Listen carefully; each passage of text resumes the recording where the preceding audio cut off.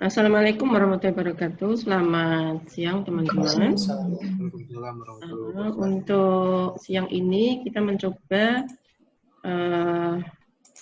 saya mencoba memberikan materi. Nanti ada diskusi ya mengenai THT komunitas.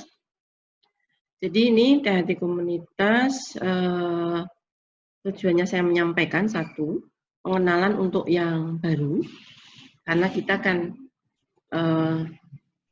ada divisi THT komunitas yang sekarang dilampaui 2 bulan, kemudian ada tugas-tugas yang harus dijalani, yaitu stase 2 bulan, kemudian di dalam stase 2 bulan tadi harus paling tidak mengerti tentang modul yang harus dipelajari, kemudian ada tugas-tugas baca divisi seperti biasa, kemudian ada beberapa yang aplikasi dari modul yang kita sampaikan seperti screening pendengaran pada bayi baru lahir, kemudian screening pendengaran pada anak usia sekolah, kemudian epidemiologi survei itu secara tidak langsung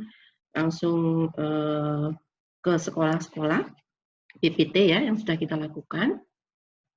Sehingga kita di dalam data komunitas ada kegiatan-kegiatan yang berkaitan dengan modul yang harus kita ketahui. Nah, untuk yang belum masuk ke THT komunitas juga sekedar untuk bisa tahu sebelumnya. Jadi nanti kalau sudah masuk ke THT komunitas sudah ngerti apa yang dikerjakan. Kemudian yang sudah lewat THT komunitas paling tidak untuk refresh ya, apa yang sudah dikerjakan kemarin, apakah sudah semuanya dipahami atau belum. Kalau sudah dipahami semua ya syukur, kalau belum kesempatan kita untuk bisa membaca ulang modul atau kegiatan pada saat di THT komunitas. Ya, jadi masuk ke materi, itu modul yang harus diketahui di THT komunitas itu banyak, ada 11 ya. Antara lain di slide tadi ada epidemiologi, ototoksik, dan seterusnya sampai hipernasal. Yang sudah sering kita lakukan, itu screening pendengaran pada anak, itu kaitan dengan tuli kongenital pada bayi dan anak, yang sudah kita lakukan setiap hari pemeriksaan OAE di ruang bayi sehat maupun di PPRT untuk deteksi dini. Kemudian yang baru-baru ini screening pendengaran pada anak usia sekolah. Nah, untuk kualitas hidup kita bergeraknya langsung kepada penelitian-penelitian, kemudian preventif dan promotif itu secara tidak langsung kita sudah melakukan preventif dan promotif kepada individu pasien atau keluarganya. Untuk ototoksik biasa sudah dilakukan di THT komunitas, ada konsulan dari PPMDR atau konsulan dari penyakit dalam karena hemodialisis kemudian mengalami gangguan dengar, itu bisa jadi karena penyakitnya atau akibat obat yang diberikan karena penyembuhan dari sakitnya, atau kurang pendengarannya itu bisa karena penyakitnya itu sendiri.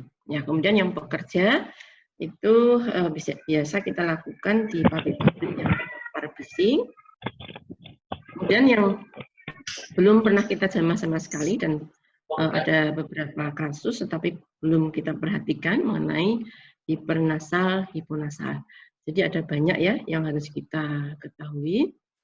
Nanti pelan-pelan kita akan meningkatkan ini, dan ini sudah ada diskusi dari kelompok studi THT komunitas. Nantinya tidak hanya sekedar ini 11, akan ditambah lagi karena THT komunitas itu tidak hanya kurang pendengaran, akan sampai ke efek dari dampak dari alergi, dampak dari onkologi, efek kemoterapi dan lain sebagainya. Ya, terlalu cepat enggak ini? Mohon maaf. Ada yang mendengar? Izin, Terlalu dokter. cepat enggak keterangannya? Pas, dok. Izin tidak, dokter. Cukup ya? Cukup, dokter. Cukup, Ya, dokter. dok. Gimana Dewi? Dewi ikut? Ikut ya?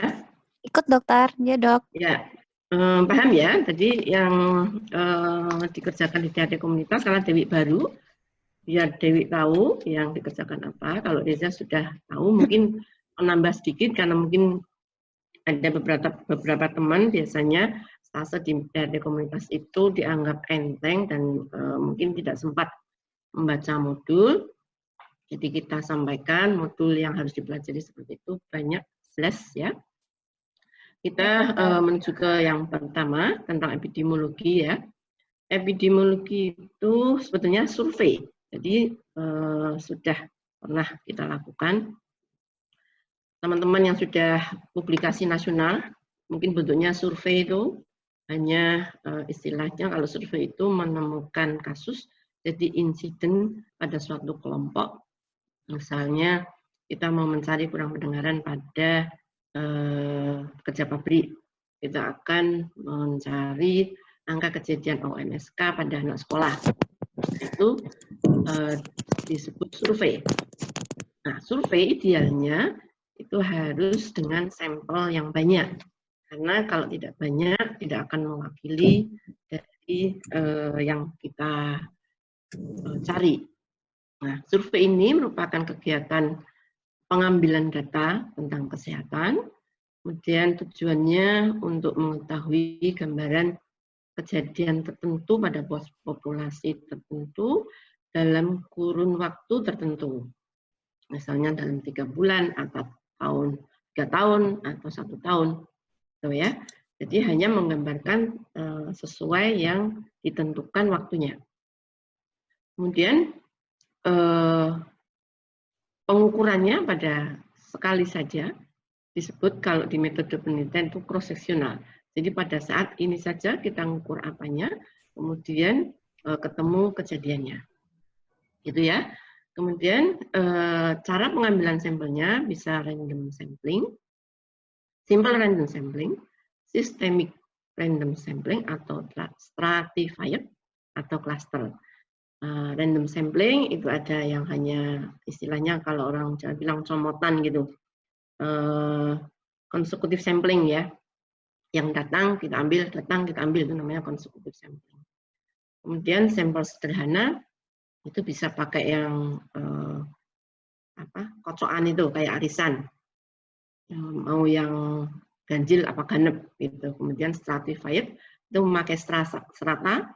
Bisa strata yang di misalnya SD negeri sama SD non negeri, misalnya gitu swasta ya. Kemudian pengambilan sampling yang cluster itu kelompok. Jadi misalnya dalam suatu daerah kabupaten gitu kita ngambil beberapa kecamatan, kemudian dalam satu kecamatan kita ambil 2 sekolah, tiap kecamatan 2 sekolah. Kita identifikasi sekolahnya itu sekolah yang negeri saja yang bagaimana, kemudian setiap kabupaten juga harus identifikasi SD-SD yang sesuai tadi, jadi ada ketentuannya. Kemudian yang sudah kita lakukan, kemarin hanya random sampling simple ya, kalau yang lain-lainnya belum kita lakukan. Karena itu yang paling mudah random simple random sampling ya. Kemudian ini secara gambaran kasar saja ya, karena nanti banyak yang dipelajari di satu itemnya itu, satu subjudul itu nanti bisa diperdalam pada saat masuk di THT komunitas. Ini hanya gambaran kasar saja biar teman-teman tidak tambah bingung. Gitu ya. Yang kedua mengenai preventif dan promotif. Untuk preventif dan promotif kita tahu semua itu upaya pencegahan untuk perlindungan individu dan masyarakat menuju status kesehatan yang bagus. Yang dibahas di modul mengenai rinitis alergi, OSAS, dan kebisingan. Sebetulnya banyak sekali yang bisa dilakukan untuk preventif dan promotifnya. Misalnya ada tuli kongenital, preventif promotif itu pencegahan ya, yang kita tahu bahwa preventif promotif itu satu pencegahan. Tujuannya untuk perlindungan individu dan masyarakat agar tidak terjadi suatu penyakit. Contohnya yang dibahas di modul itu ada tentang rintis alergi, ada OSAS, ada kebisingan. Sebetulnya banyak sekali yang bisa dibahas, misalnya pencegahan terhadap kejadian keganasan, pencegahan terhadap tuli kongenital, itu bisa dibahas di situ. Tapi ada, karena contohnya hanya 3, kita intinya pencegahan ini ada pencegahan primer, pencegahan sekunder, dan pencegahan tersier. Ya, pencegahan primer itu kita harus mengetahui kenapa bisa terjadi suatu penyakit itu, atau mengetahui faktor risiko untuk bisa mencegah agar tidak terjadi suatu kelainan atau penyakit. Ya, kemudian yang kedua pencegahan sekunder. Pencegahan sekunder ini kita harus menemukan kasus dulu, yaitu suatu deteksi dini artinya. Dan habis itu kita akan lakukan tata laksana. Kemudian untuk yang tata laksana tadi, langkah-langkah yang akan diambil itu namanya pencegahan tersier. Jadi misalnya ada rinitis alergi, itu pencegahan primernya, faktor resikonya apa? Misalnya ada dia alergen, alergi terhadap apa? Kita harus mengetahui itu dulu. Kemudian habis itu misalnya ada faktor risiko merokok, asap rokok, itu juga mempengaruhi kejadian dari rinitis alergi atau yang lainnya. Kemudian masuklah pada pencegahan yang sekunder, kita diagnostik dulu rinitis alergi benar apa enggak, termasuk deteksi dini tadi, diagnostiknya intinya.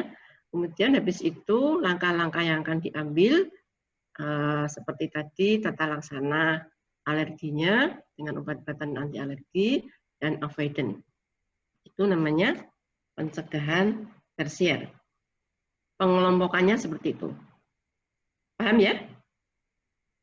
Gimana? Terlalu cepat nggak? Atau suaranya gimana? Sudah dengar, Cukup? Dok. Cukup ya? Cukup, Dokter. Ya. Kemudian untuk yang preventif promotif sudah ya. Sekarang melanjut ke kualitas hidup. Ya. Kualitas hidup itu untuk penilaian status dan fungsi kesehatan seseorang. Related quality of life ya. Status kesehatan itu kondisi fisik, emosi dan sosial. Kemudian untuk status fungsi kesehatannya itu keterlibatan peran, tugas dan aktivitas seseorang. Dan penilaian kualitas hidup ini dinilai dengan instrumen. Instrumen yang umum itu memakai SF36, WHO KOL, dan ada banyak itu. Di antaranya ada PETSKL juga. PETSKL itu khusus untuk anak-anak, tapi ini yang umum. Kualitas hidup anak. Jadi kita kalau pengen misalnya ada OMSK pada anak, kita mau menilai kualitas hidupnya seperti apa, kita bisa pakai PETSKL. Itu penilaian atau instrumen kualitas hidup secara umum. Itu banyak sekali yang harus dinilai. Kemudian di bidang THT itu ada kekhususan di otologi maupun audiologi, dikembangkan dan dipersingkat, dispesifikkan. Itu misalnya HHIE, jadi Hearing Handicap Inventory, LD.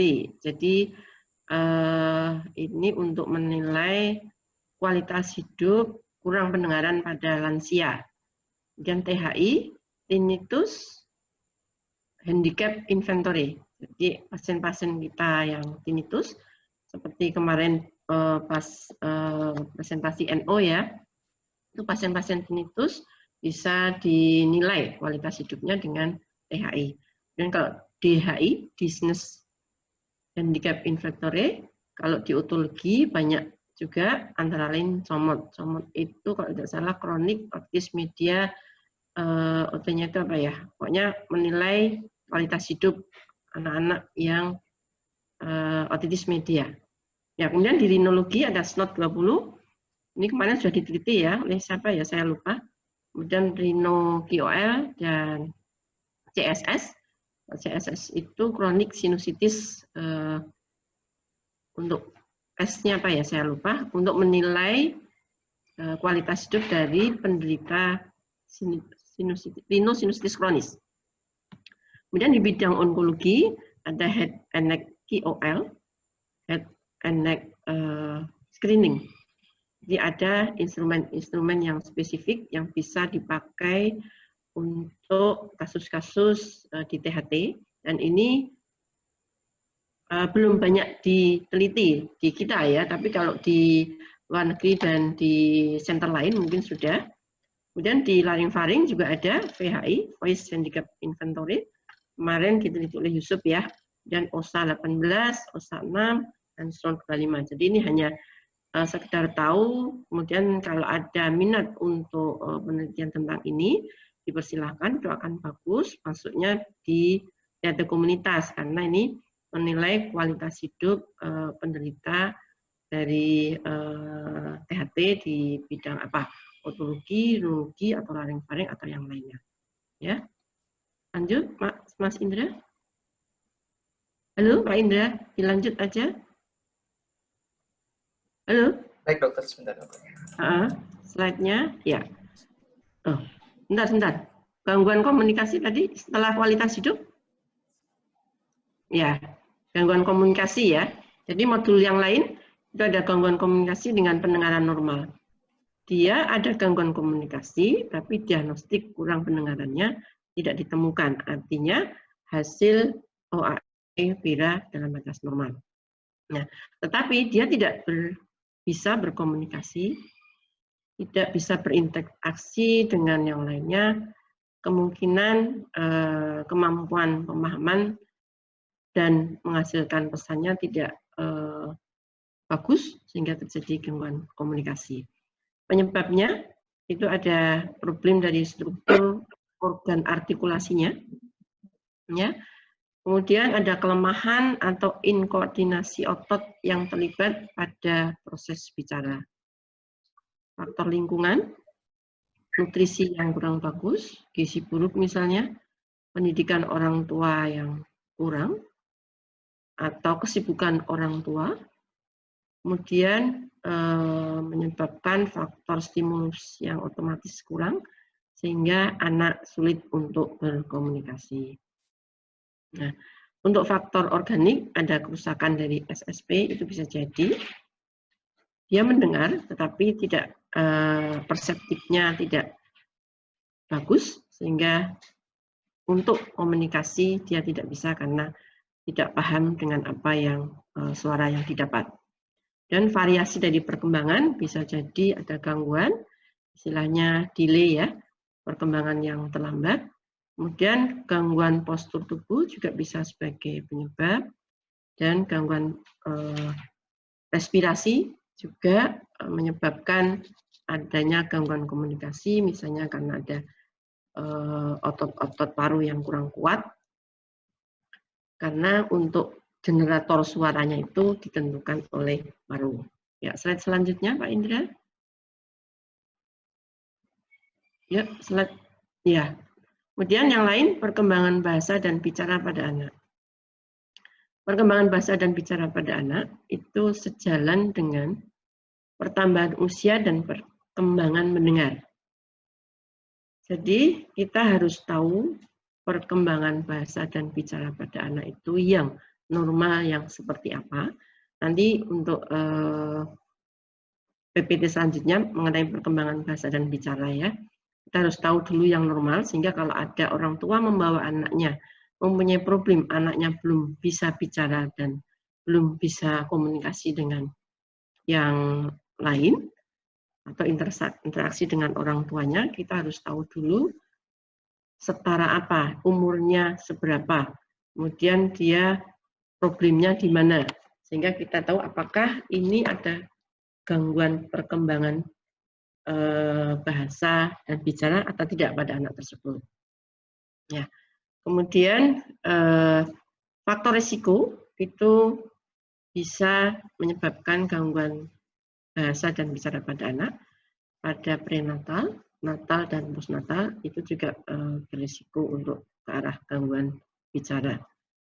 Deteksi dini bisa dilakukan dengan cara OAE atau AABR. Ini untuk mendeteksi adanya kurang pendengaran, deteksi dini, ya. Kemudian yang lain, Pak Indra,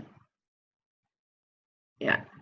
Nah, kaitan dengan tadi kita harus tahu bahwa ini apakah anak yang dibawa orang tua tadi atau bayi yang dibawa orang tua tadi yang mempunyai masalah, apakah dia tuli kongenital atau tidak, maka kita pelajari tuli kongenital pada bayi dan anak, itu kejadiannya 1-3 per mil kelahiran hidup. Ya. Adanya tuli kongenital akan menyebabkan dampak luas. Kemampuan kognitifnya berkurang, sosial dan akademiknya otomatis berdampak tidak bagus.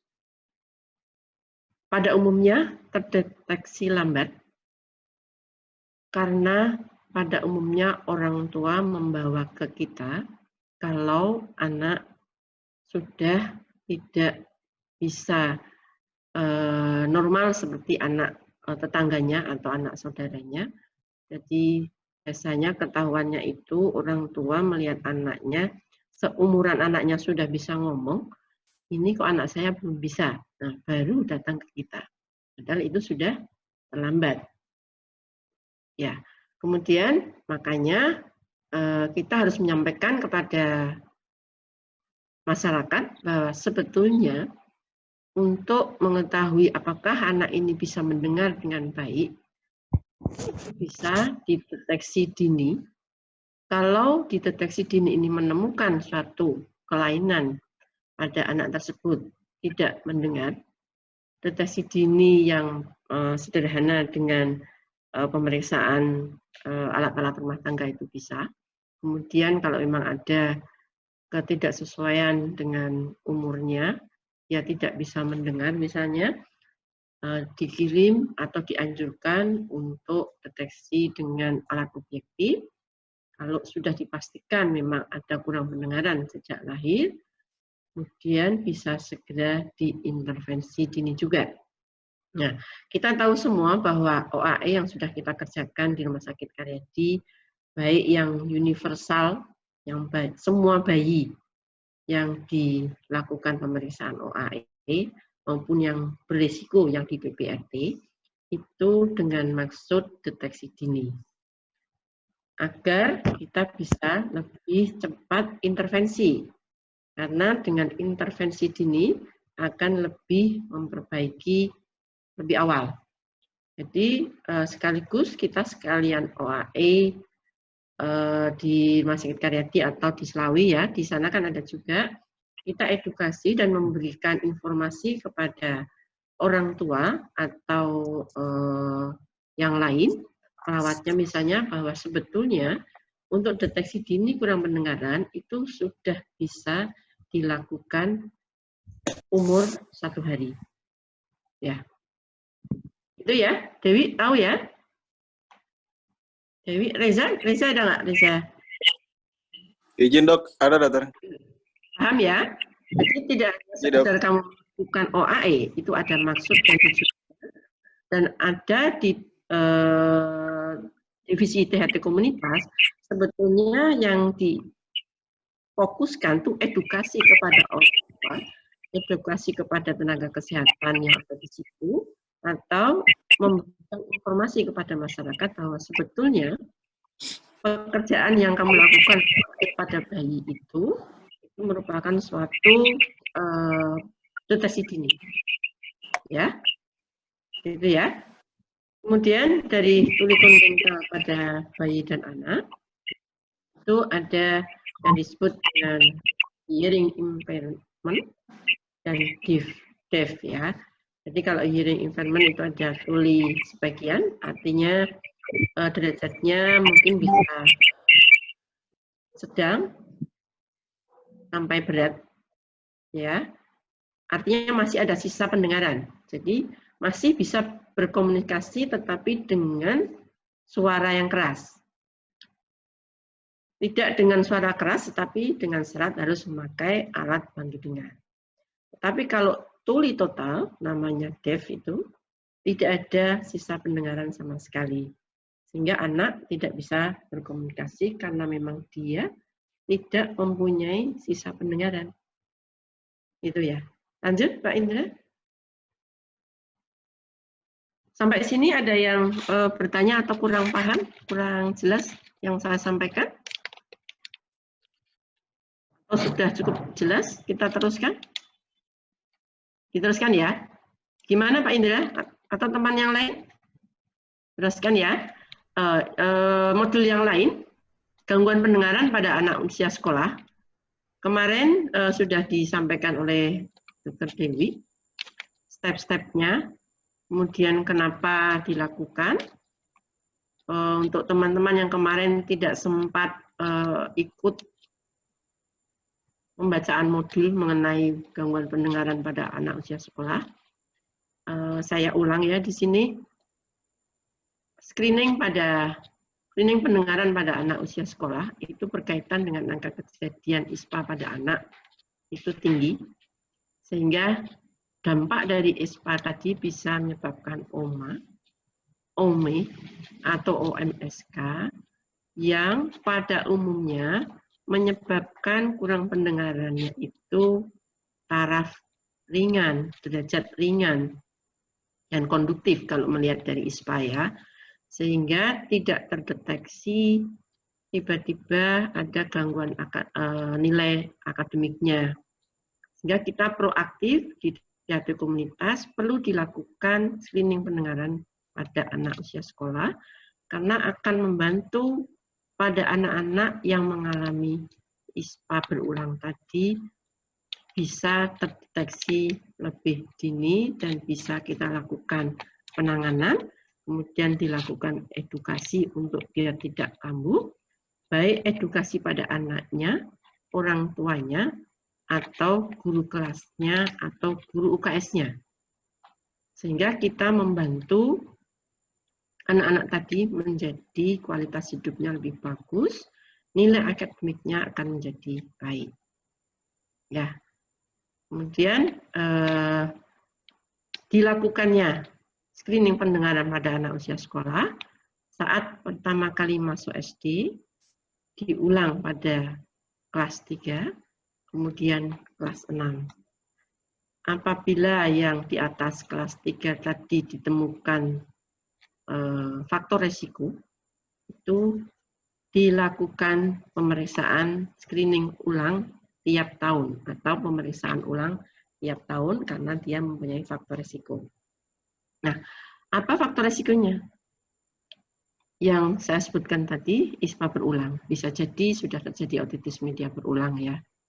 Sering panas, batuk, pilek, mungkin alergika, mungkin ada tonsilofaringitis, bisa menyebabkan otitis media akut berulang, otitis media ufusi. Kemudian faktor risiko atau kita curiga pada anak yang pernah tidak naik kelas atau sering tidak naik kelas. Kalau dulu waktu saya SD itu mudah untuk identifikasinya. Jadi kalau pelajaran itu kan kalau dulu ada pelajaran mencongak ya, itu kalau ada tulisan di papan tulis dia bisa mengerjakan. Tapi kalau didikte mencongak gitu, dikte itu dia nilainya jelek karena ternyata pendengarannya ada gangguan. Ya, kemudian kita curiga kalau anak atau anak-anak kita atau anak sekolah yang kita screening tadi ada kesulitan mengikuti instruksi, ada rasa penuh di telinga, kemudian ada kelainan bentuk dan wajah yang pada umumnya bisa kita identifikasi dari wajah, itu labio palatosisis, itu bisa menyebabkan CHL ya, bisa nanti jadi OMA, OMI, bahkan OMSK. Ini akan menyebabkan gangguan dengar dari ringan sampai sedang. Kemudian ada riwayat keluarga psikolik. Itu harus kita lakukan untuk penapisan tiap tahun karena mempunyai faktor risiko yang tadi. Ya, lanjut Pak Indra.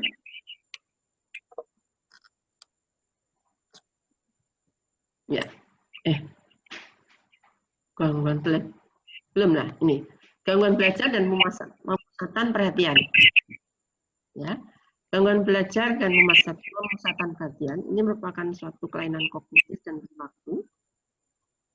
Tidak ada permasalahan di pendengaran. Pendengarannya bagus. Ya.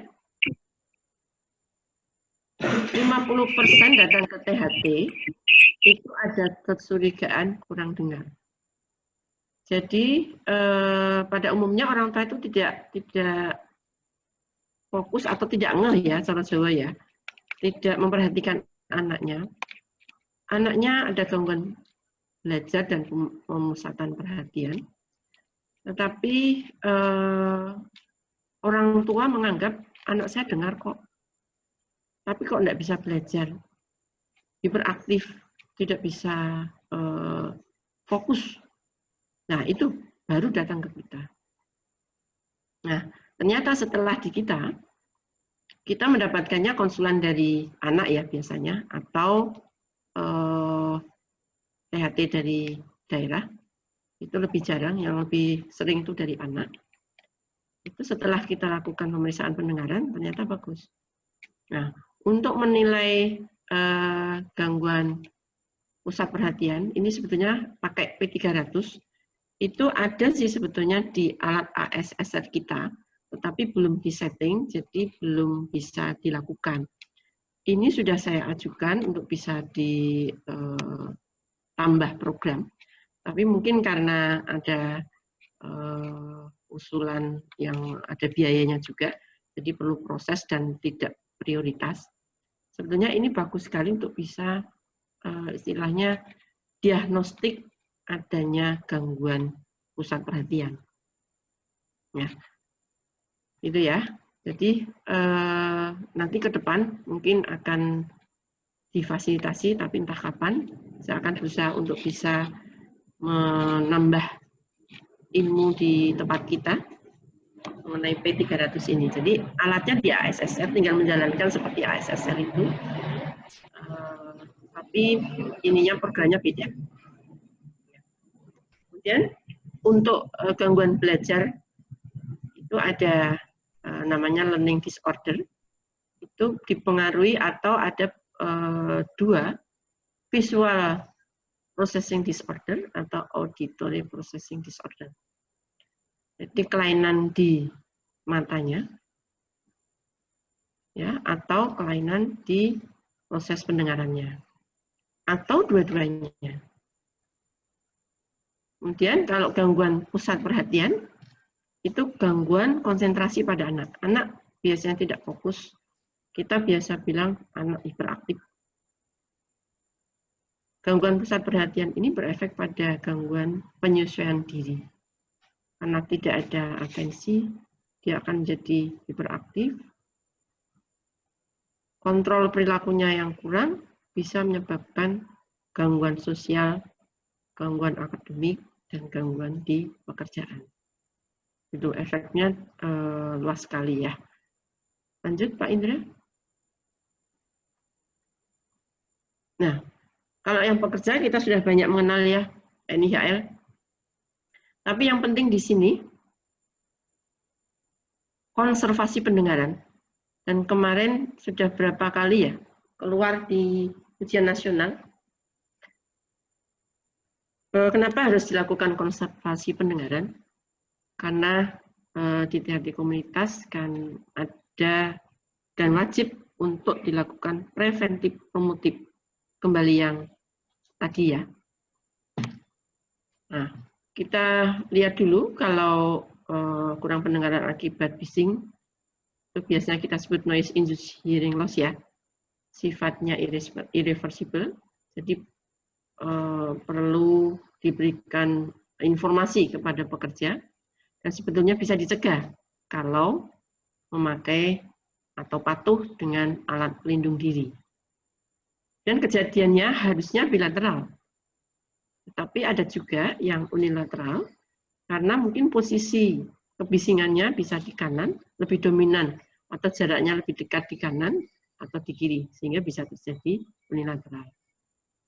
Nah, kurang pendengaran karena kebisingan ini sebetulnya bisa dicegah dan dideteksi dini, sehingga kita perlu proaktif sebetulnya, tetapi kita tidak sampai ya, karena pekerjaan kita juga banyak, untuk klinis banyak, sehingga kalau ke arah sana kita memerlukan banyak orang, memerlukan banyak SDM, banyak biaya dan banyak waktu. Jadi kita ambil sedikit yang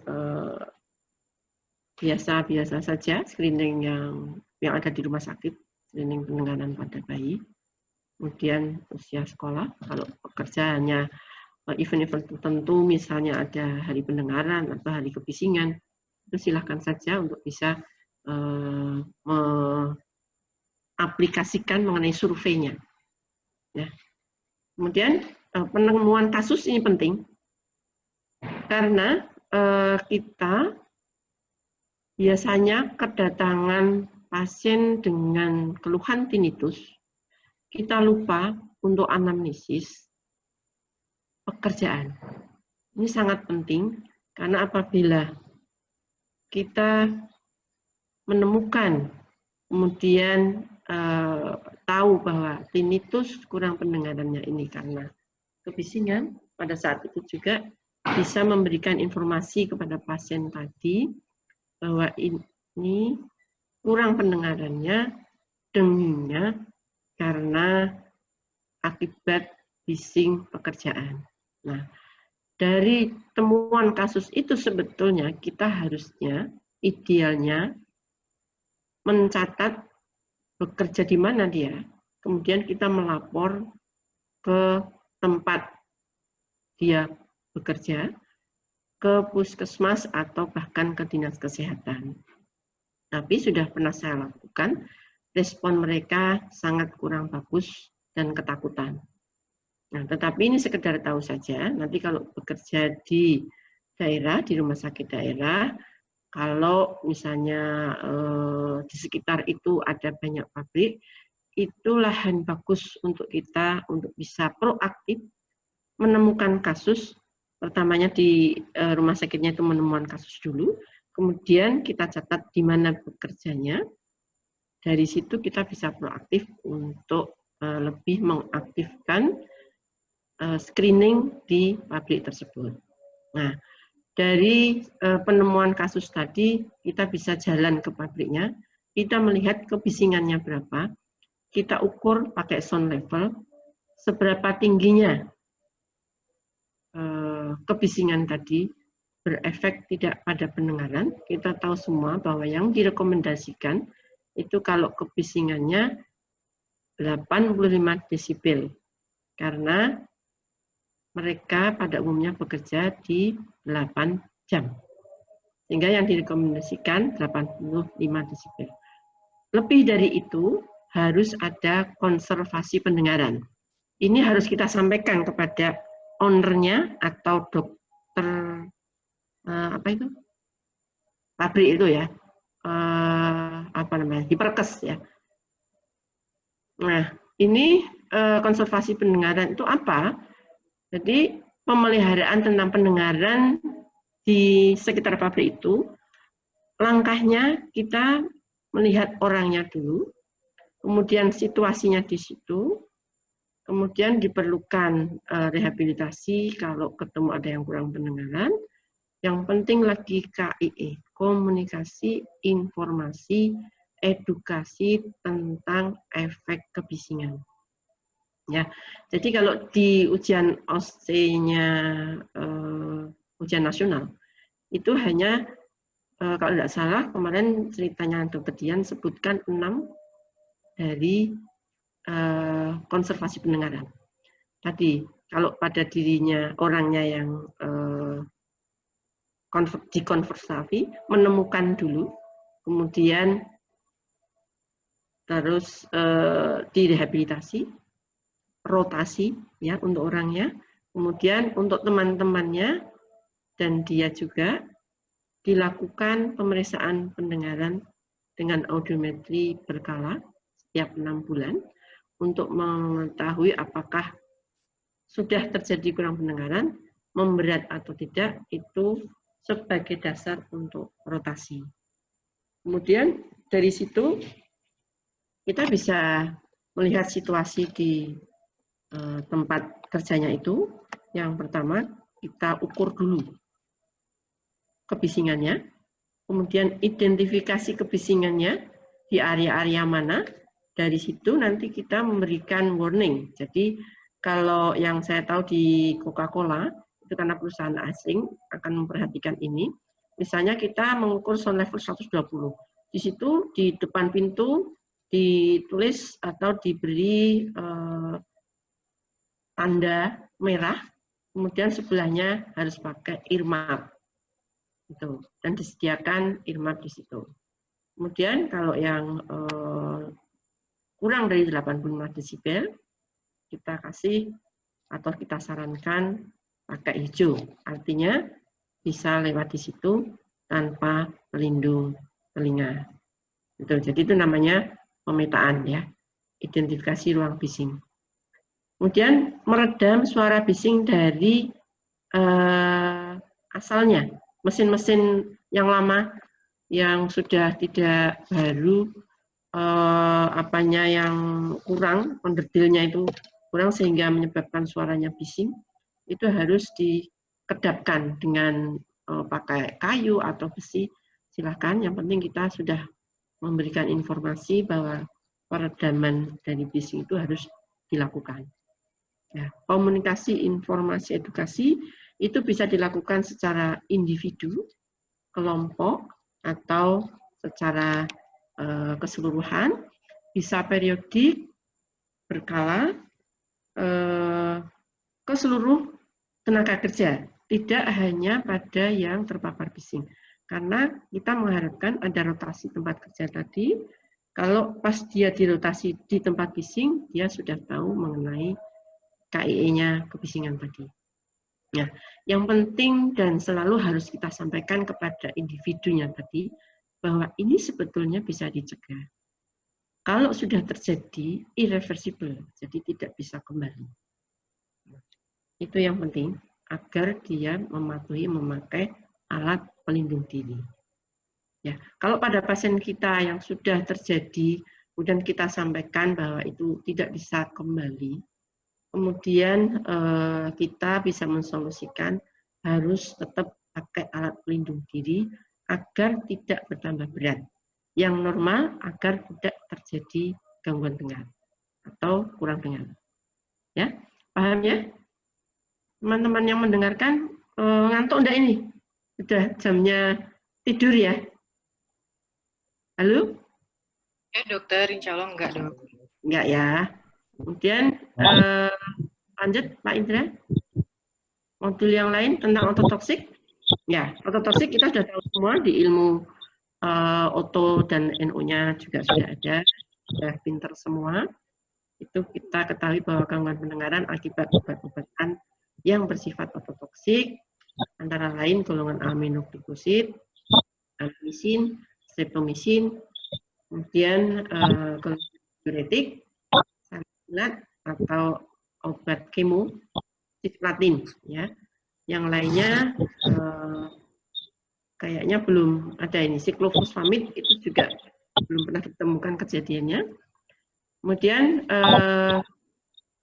halo, dengar semua? Dengar ya?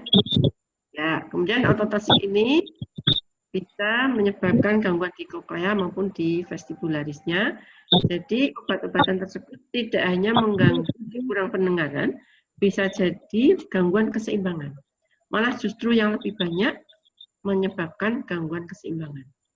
Jadi kalau ada orang datang atau pasien datang dengan keluhan gangguan keseimbangan, itu tidak harus BPPV atau Meniere atau yang lain, kita harus berpikiran bisa jadi karena ototoksik. Jadi analisis ke arah sana harus kita lakukan.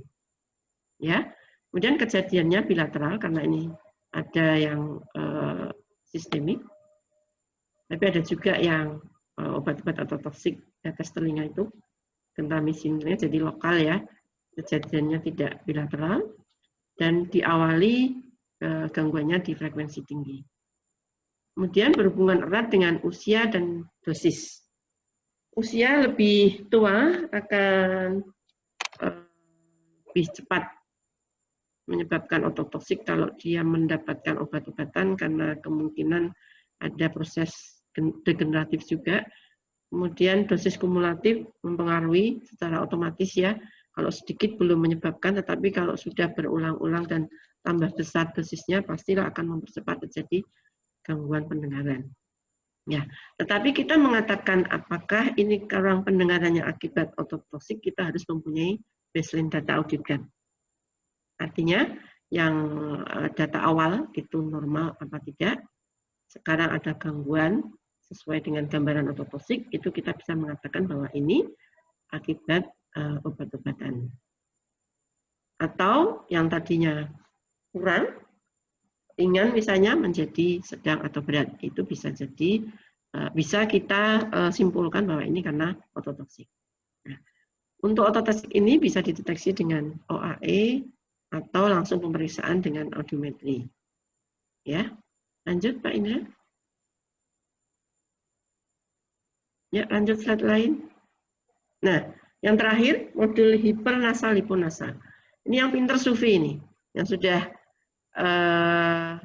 menulis ya tentang hipernasal hiponasal. Intinya pokoknya hipernasal itu ada kelainan resonansi karena gangguan di velofaring. Kalau hiponasal, gangguan akibat sumbatan. Ya, diagnostiknya dengan nasometer atau speech video fluoroskopi di tempat kita nggak ada, adanya nasofaringoskopi. Kalau nasofaringoskopi hanya untuk melihat anatomisnya saja, untuk fisiologisnya pakai video fluoroskopi. Tata laksananya bisa operasi dan atau terapi bicara. Terapi bicara itu pada kondisi dilakukan pada kondisi hiponasal yang ringan. Kemudian ada kelainan neurologik disartri, itu bisa dilakukan hanya dengan terapi bicara, tidak perlu operasi.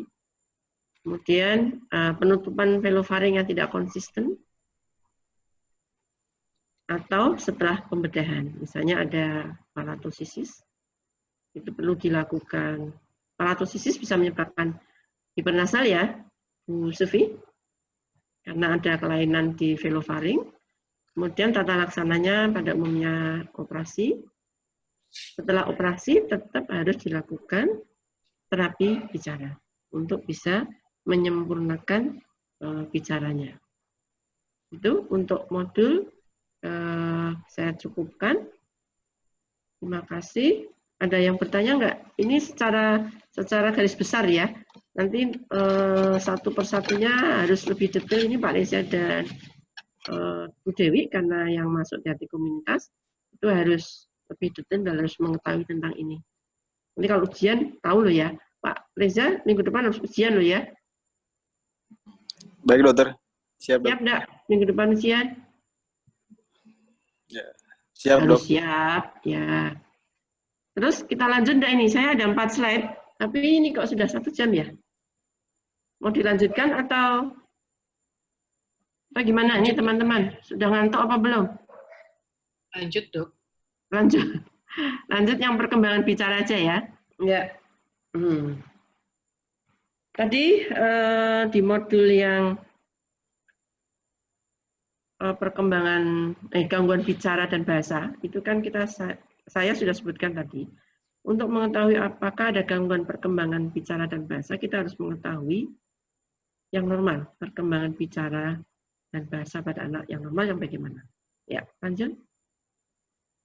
Nah, ini kita kembali dulu ke telinga. Secara anatomi, ada telinga luar, telinga tengah, telinga dalam. Telinga adalah indera yang digunakan untuk menangkap suara dari luar, fonema alam ya. Fungsi telinga untuk pendengaran, keseimbangan, dan kosmetik. Fungsi pendengaran itu untuk komunikasi, kemudian proteksi, belajar karena kita mendengar. Jadi kalau mendengarnya kurang bagus, pastilah tidak bisa belajar dengan baik dan menikmati seni. Itu fungsi dari pendengaran. Nah, gangguan pendengaran akan menyebabkan gangguan komunikasi. Insidennya 1-3 per mil dari kelahiran hidup. Ya, lanjut.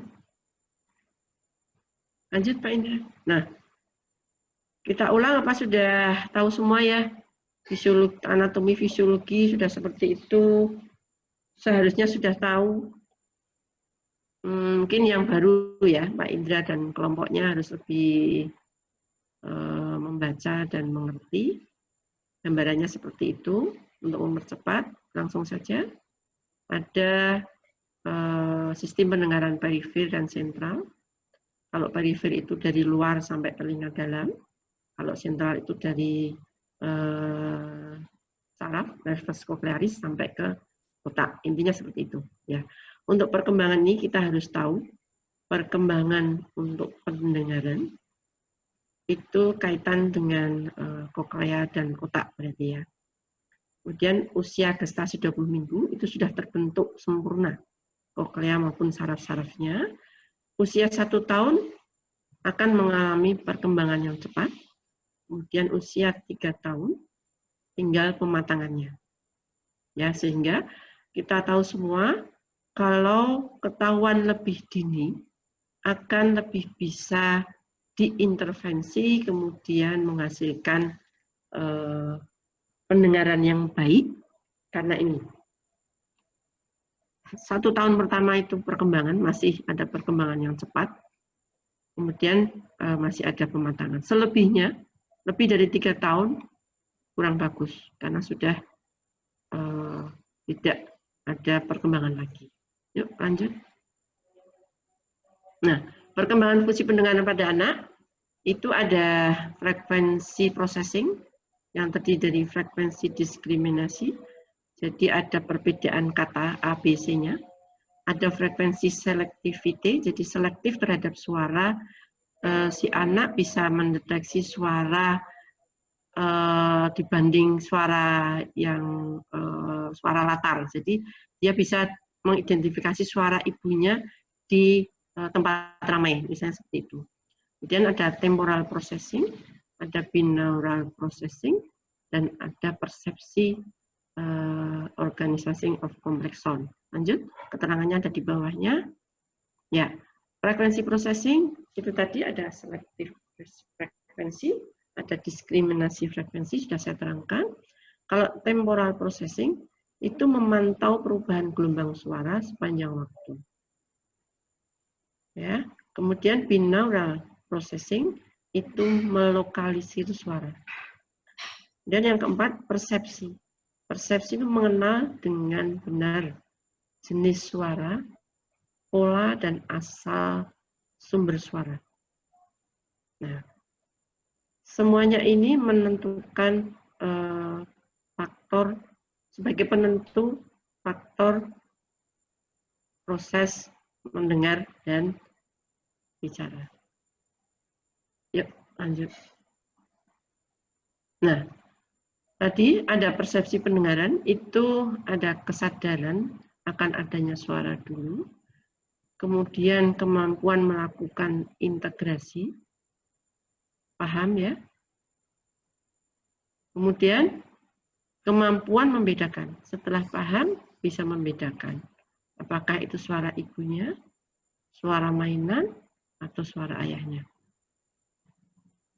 Itu masuk di dalam pemahaman setelah dia mendengar. Dia tidak akan bisa bicara kalau mendengar tapi tidak bisa paham. Gitu ya. Yuk lanjut Mas. Nah, peranan fungsi pendengaran terhadap proses bicara apa sekarang? Organ pendengaran memegang dua peranan yang sangat penting dalam proses perkembangan bicara. Jadi kita mendengar dulu, itu jalur input suara. Kemudian dari suara kita sendiri kita mendengar,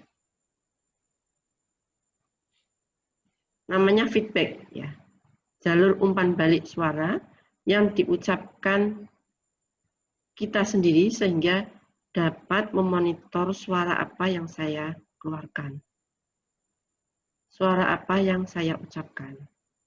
Nah, jalur umpan balik ini ada feedback sensorik dan motorik. Kalau kita mendengar suara kita sendiri, kemudian kita mengerti apa yang kita suarakan, itu namanya feedback sensorik. Lanjut, Pak.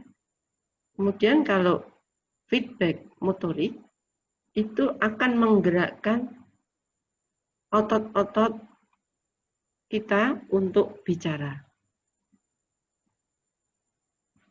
Itu, lanjut. Ini tadi skemanya seperti itu ya. Nah, ini keterangannya ada feedback sensorik, feedback motorik. Seperti tadi yang saya sampaikan, feedback motorik itu proses mengoreksi keadaan otot-otot bicara ketika anak sedang berbicara. Jadi mau dia menggerakkan mulutnya itu mau ngomong A atau B, itu otot-ototnya yang digerakkan melebar atau mencucu gitu, itu namanya feedback yang motoriknya. Ya, lanjut. Nah, anak siap berbicara dan akan bisa bicara kalau syarat-syarat ini terpenuhi. 1, syarat fisiologi. 2, psikologinya.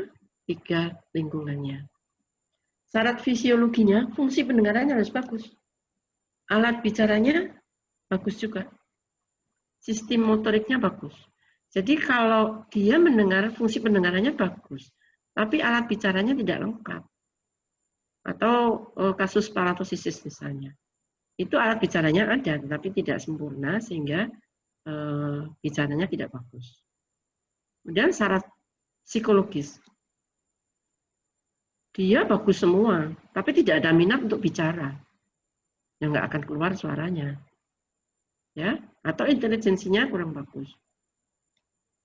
Dia mendengar, paham, tapi pahamnya rendah sekali karena IQ-nya jelek, sehingga tidak bisa bicara dengan baik.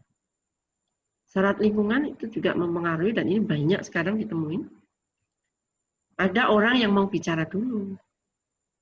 Kalau nggak ada, ya nggak mungkin si anak ini memproses mendengar kemudian menjadi bicara. Misalnya contohnya sekarang pakai orang tua yang mungkin nggak ada pembantu, anaknya banyak, pekerjaannya banyak, diberi handphone saja, dia tidak pernah diajak bicara orang tuanya, sehingga fokusnya di visual, akhirnya dia tidak bisa bicara. Gitu ya, jadi syarat ini harus terpenuhi semua. Lanjut, Pak. Nah, tadi kalau kita menentukan bahwa ini ada keterlambatan bicara, kita harus tahu dulu perkembangan bicara pada anak. Anak usia 3 minggu itu sudah bisa refleks vokalisasinya itu dengan cara menangis. Tapi belum tentu dia mendengar. Menangis itu kan hanya refleks dari dia berespon. Misalnya lapar atau apa, itu menangis. Tapi belum bisa ditentukan apakah ini mendengar atau tidak.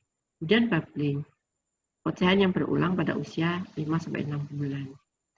Kalau ada orang tua membawa anaknya umur 4 bulan, anak saya kok belum bisa ngoceh, kita harusnya bilang, enggak apa-apa Bu, usia yang ngoceh itu umur 5-6 bulan, tapi tolong untuk bisa distimulus, karena kaitan dengan syarat untuk bisa bicara tadi kan, ada 3, ada fisiologis, psikologis, dan lingkungan.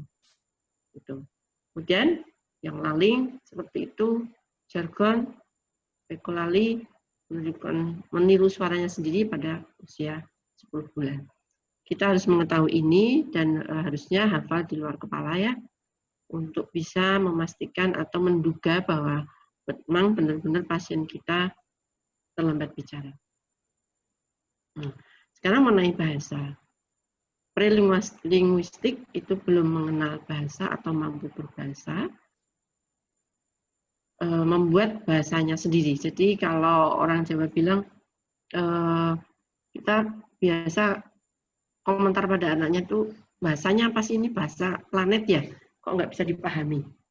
Nah, itu masih dalam tahap prelinguistik. Yuk, lanjut. Nah, untuk perkembangan bahasa itu ada true speech, ya, keterangannya seperti itu. Nanti dibaca sendiri ya, biar cepat ya. Usia 18 bulan, harus sudah bisa merangkai 2 kata dan mengerti. Kalau hanya merangkai 2 kata tok, tapi tidak mengerti, bisa jadi ini persepsinya terganggu. Dan persepsi itu bisa dilatih sebetulnya. Ya. Kemudian usia 2 tahun, itu ada mengerti 100 kata yang diucapkan. Usia 3 tahun, sudah menggabungkan 2 kalimat. Ya, dan melakukan atau bicara dengan kata sambung. Itu sudah bagus banget. Kalau pada umur-umur segitu dia masih babbling saja atau masih 2 kata saja, itu artinya kita bisa menduga bahwa ini ada keterlambatan bicara. Tetapi kita tidak boleh mengejudge bahwa ini ada kurang pendengaran. Belum tentu. Ya. Makanya kita harus merujuk untuk bisa memastikan apakah ada kurang pendengaran atau tidak. Sebelum merujuk dengan alat objektif, kita harusnya bisa melakukan deteksi kurang pendengaran dengan subjektif, dengan alat-alat yang ada, dengan buah sesuai dengan umurnya, atau dengan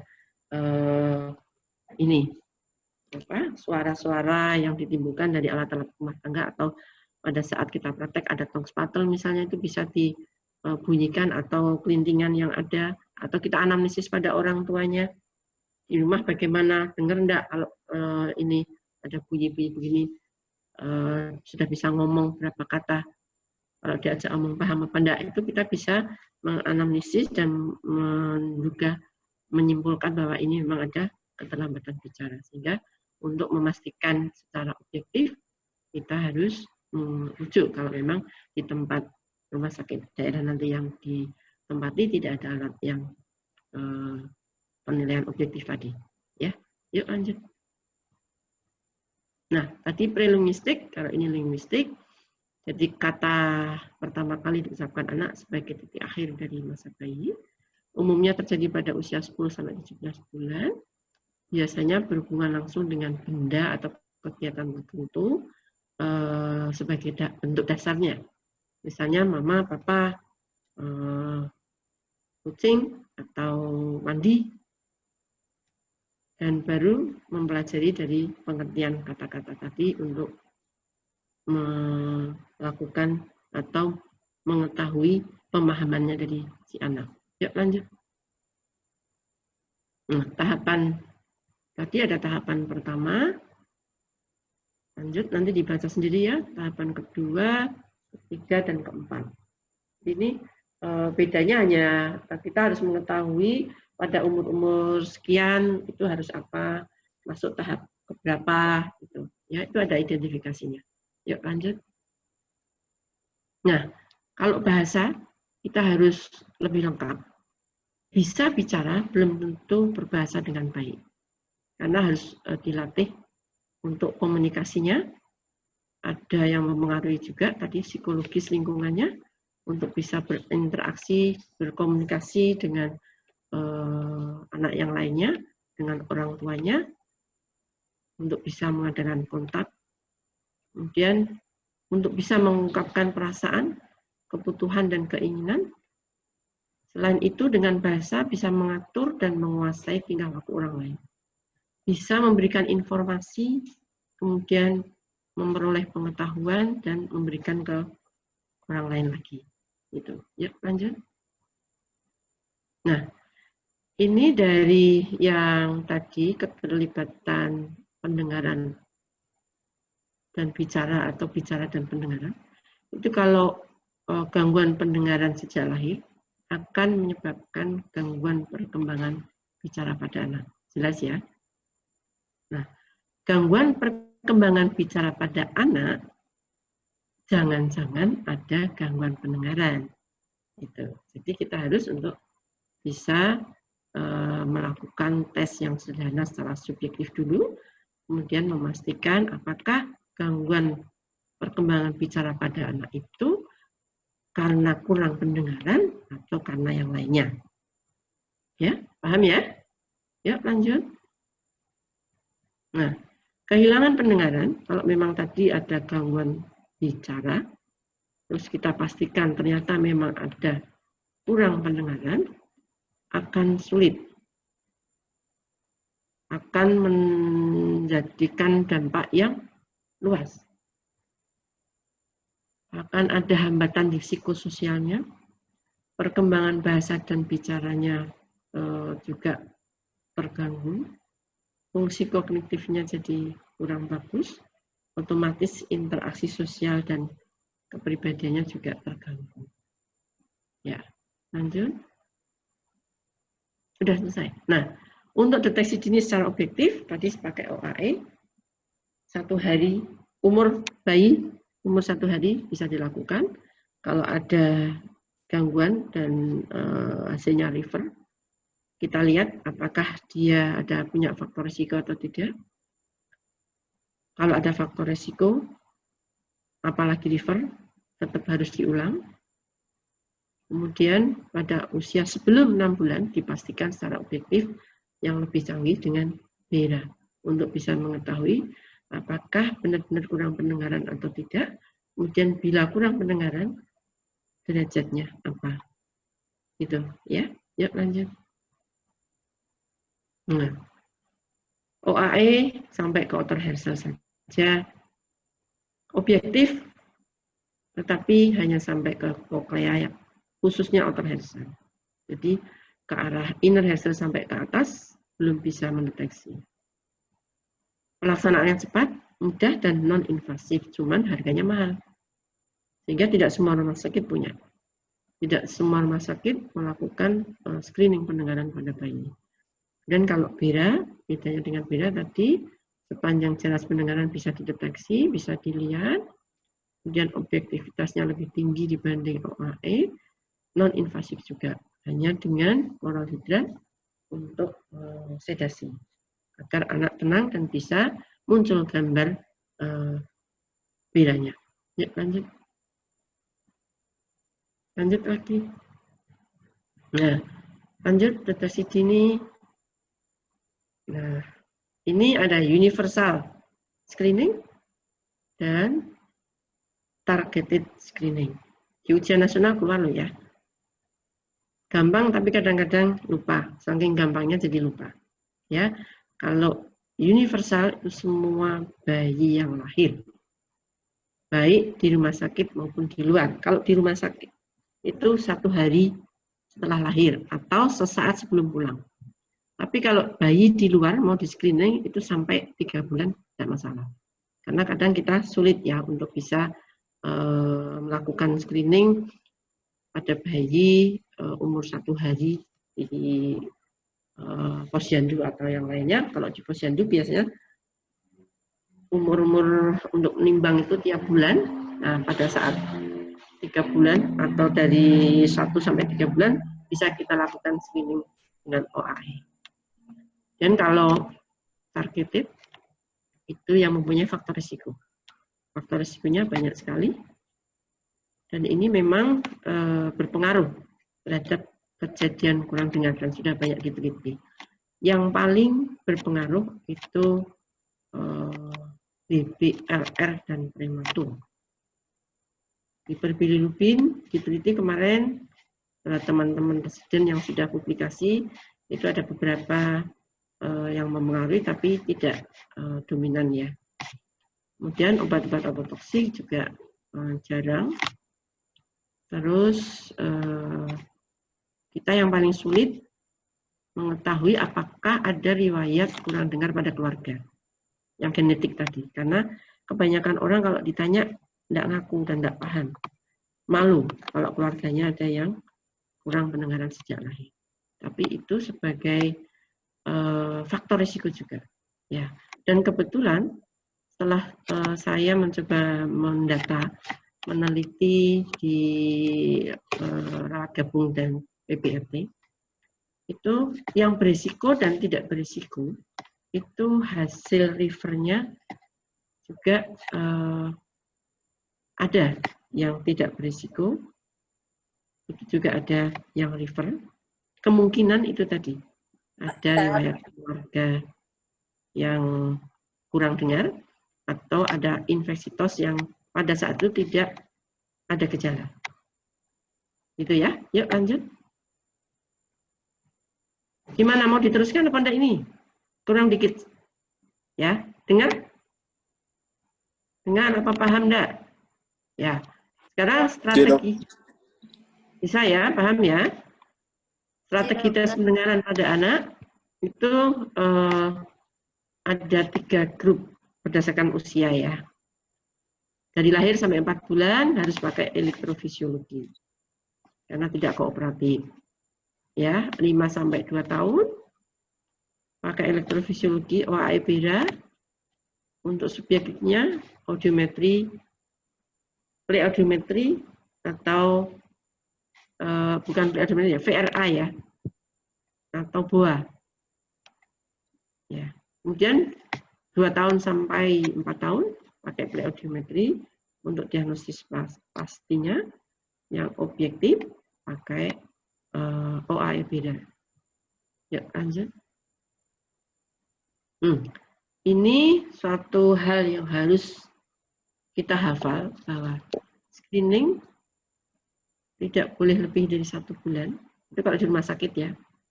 Kemudian diagnostik umur 3 bulan, intervensi dini maksimal 6 bulan. Ini akan memberikan hasil yang baik. Yuk lanjut, istilahnya 136. Ya. Yuk, udah selesai ya. Sudah cukup ini dulu. Sudah banyak, nanti capek. Ilmunya nanti malah tidak bisa diserap ya. Gimana, Bu Dewi dan Reza?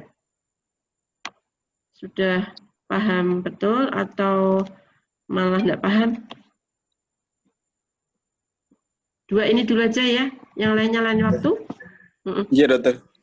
Ya. Ikut, dok. Ya. Ada yang bertanya nggak?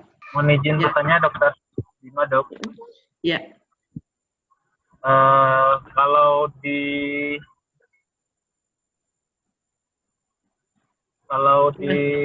pemeriksaan, kalau dari alur yang di modul, dokter, itu di umur 3 bulan itu kita bisa screeningnya dengan Bera, dokter. Itu Yang di mana? Yang di rumah sakit, dok. 0 sampai 3 bulan di bagian tadi. Bukan, dokter, di modul, dokter. Oh, di modul. Kalau di modul itu di umur 3 bulan itu bisa OAE atau Bera klik, dokter. Itu maksudnya gimana ya, dokter? Tapi kan kita pemeriksaan Bera di umur 3 bulan, dokter. Umur 3 bulan itu di OAE, kemudian Bera juga bisa, tetapi hasilnya belum bagus. Di modul dilakukan 3 bulan, itu kalau memang sudah jelas misalnya ada faktor risiko, misalnya ada keluarga yang ini ya, yang kurang pendengaran sejak lahir. Itu langsung tetap bisa dilakukan Bera untuk bisa diintervensi lebih dini, itu akan lebih bagus. Atau kadang kita ada permintaan dari anak untuk bisa langsung dilakukan Bera pada umur 3 bulan. Nggak apa-apa, kita lakukan saja. Tapi yang sudah-sudah itu hasilnya kurang bagus. Karena pada 3 bulan itu masih diharapkan ada perkembangan sarafnya. Jadi seperti tadi kan ada pematangan itu umur berapa? 3 tahun kan ya? 1 tahun itu 1 tahun apa namanya itu? Lupa tadi di slide-nya. 1 tahun, 3 tahun untuk perkembangan itu loh, perkembangan saraf. 20 minggu kan sudah terbentuk, koklea sudah sempurna. Kemudian 1 tahun pematangan ya, penyempurnaan, 3 tahun pematangan, tidak salah gitu. Ya. Jadi gitu Pak Bima, di modul memang ada beberapa yang kurang pas. Kalau lahirnya normal, berat badan bagus, mungkin 3 bulan sudah bisa menghasilkan gambaran yang bagus.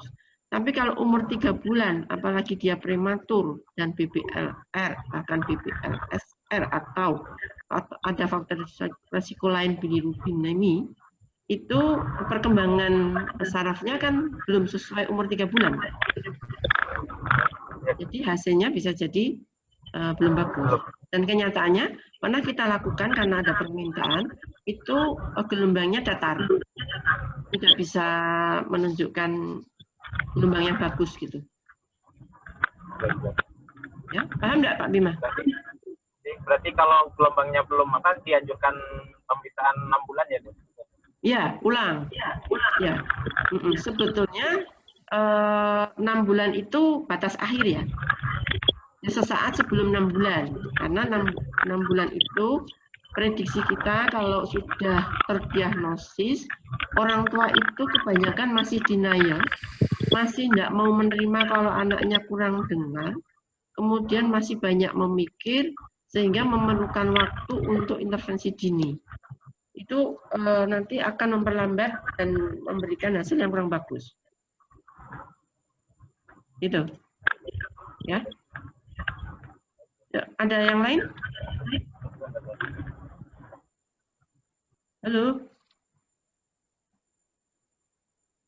Kalau yang misalnya gini, ada permintaan, kita melihat permintaan 3 bulan, kita melihat riwayat lahirnya prematur, ada BBLR, ada faktor yang lain, kita berhak menolak, nggak apa-apa dengan alasan tadi.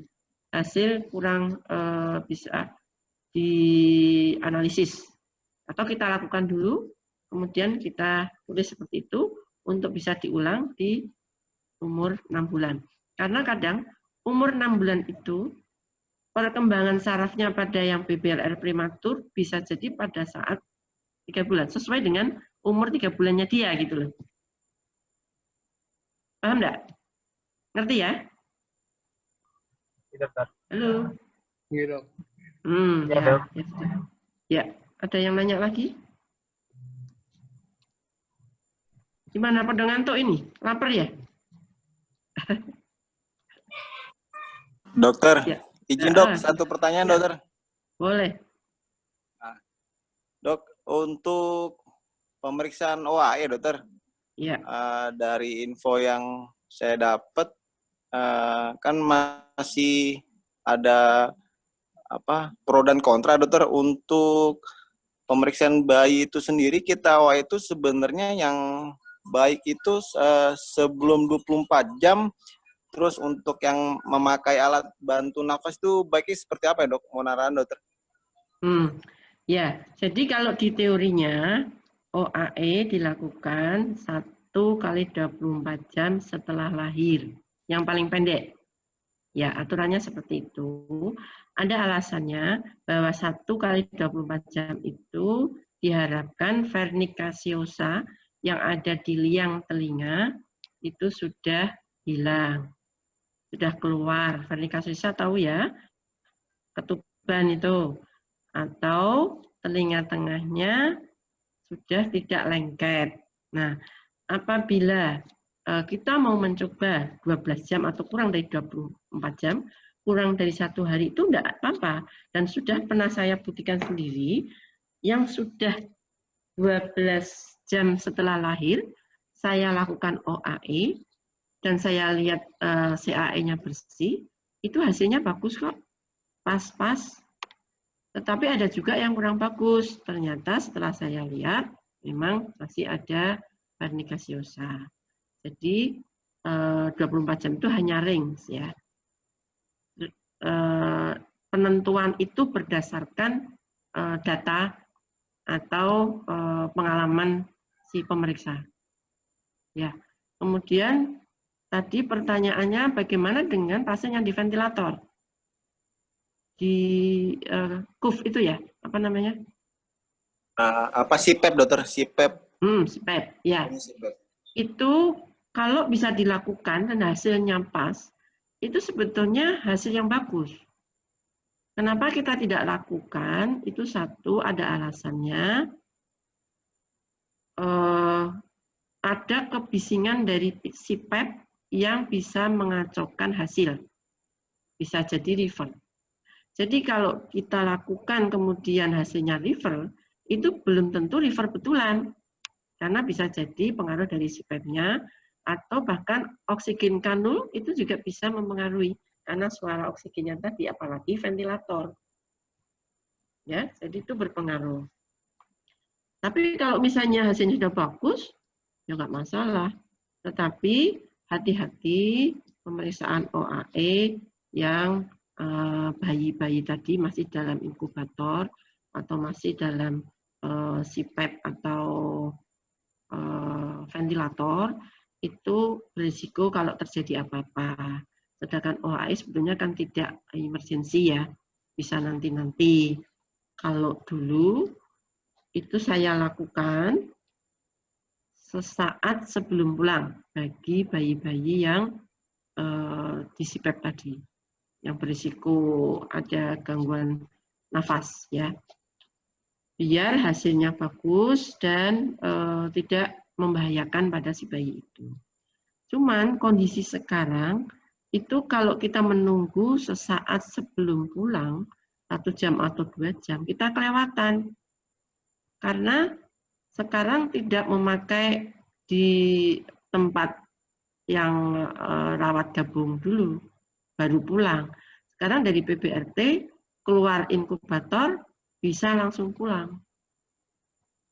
Itu. Jadi yang sekarang dilakukan oleh Reza atau yang lain yang kemarin itu sudah bagus dan saya terima kasih sekali, sudah bisa langsung diperiksa walaupun masih dalam inkubator, terpasang SIPEP atau oksigen kanul. Hasilnya apapun kita tulis, kalau pas itu bagus, memang betul-betul pas, tapi kalau refer itu kita belum bisa menyimpulkan bahwa refer betulan atau tidak. Satu, refernya karena pengaruh tadi, yang kedua refernya masih ada Wernicke gaseosa, yang ketiga teknik kita yang tidak benar, karena kita agak ketakutan atau kecil sekali untuk bisa memasukkan probe-nya. Sehingga tetap kita ulang di 3 bulan. Dan kebetulan memang aturannya kalau bayi di PBRT yang berisiko tinggi itu kan di alurnya 3 bulan ulang OAE walaupun hasilnya pas. Gitu kan? Apalagi hasilnya refer. Kan harus diulang. Gitu Pak Reza? Menjawab pertanyaan enggak ini kira-kira? Iya dok.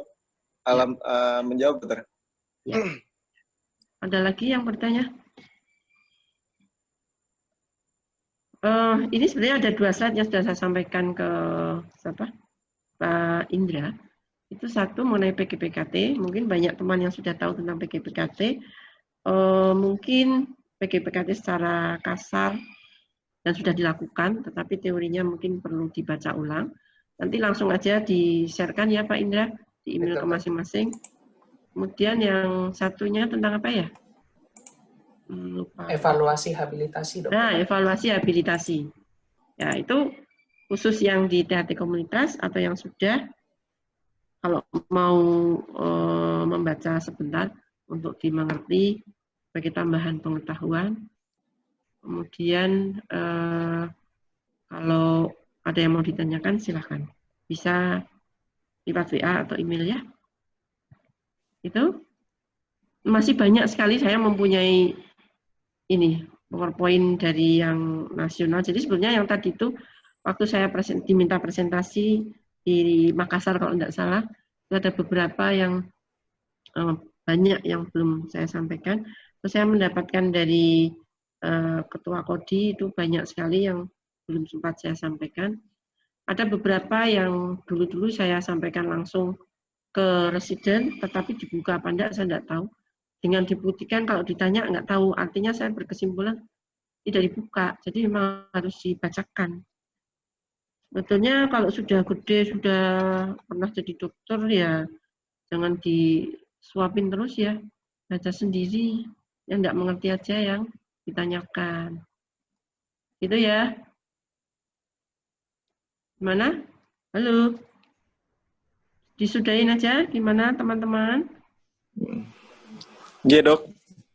Sudah ya. Pak Reza sudah mau tidur ini, ngantuk ya? Belum, Dok. Oh, belum ngantuk. Ya, ya Belum. sudah. Tidak ada pertanyaan, ya sudah kita tutup. Nanti lain waktu. Kapan lagi mau bisa seperti ini? Kalau bagusnya lagi dari presidennya yang menyampaikan, kita diskusi, mungkin buat kasus, pura-pura kasus gitu, terus bagaimana penata laksanaannya, bagaimana teman-teman berargumentasi, bagaimana baiknya, terus kita nanti ada yang membuka yang benar yang bagaimana gitu. Ya, coba Pak Reza sudah ini ya, sudah mau ujian toh, sambil Iya, Dok. belajar, kamu coba buat kasus satu atau dua. Iya, Dok. Terserah tentang apa, ngarang aja lah.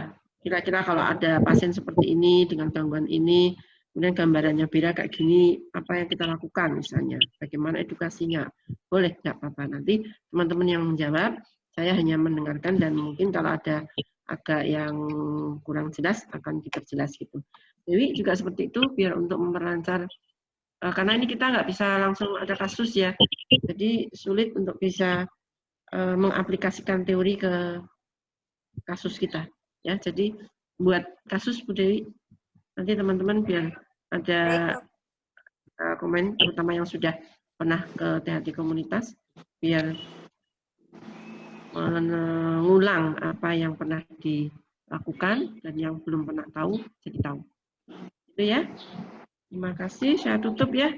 Assalamualaikum warahmatullahi wabarakatuh. Waalaikumsalam. Matur suwun, Dokter. Sami-sami.